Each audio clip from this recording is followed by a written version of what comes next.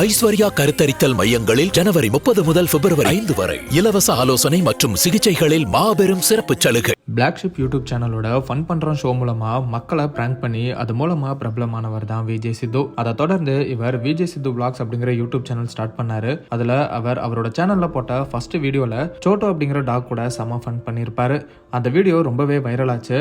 நிறைய பேருக்கு சோட்டுவை பிடிச்சு போச்சுன்னு தான் சொல்லணும். இதனால அந்த டாகோட மிஸ்டர் சோட்டு அப்படிங்கிற யூடியூப் சேனல் வீடியோஸையும் நிறைய பேர் விரும்பி பார்த்துட்டு வந்தாங்க. ஐஷு மற்றும் சுந்தர் சோட்டுவை சொந்த மகன் மாதிரி வளர்த்துட்டு வந்தாங்க. இந்த ஒரு சூழ்நிலையில சோட்டு உடல்நிலை சரியில்லாம உயிரிழந்திருக்கு. ஐஷு மற்றும் சுந்தர் சோட்டுவை காப்பாத்த நிறைய முயற்சி பண்ணிருக்காங்க. ஆனாலுமே சிகிச்சை எதுவும் சோட்டுக்கு பலனளிக்கல. சோட்டுக்கு அவங்க வீட்லயே நேத்து இறுதி அஞ்சலி நடந்திருக்கு. நிறைய பேர் சோட்டுவோட உடலை பார்க்க நேர்ல வந்து அஞ்சலி செலுத்தியிருக்காங்க.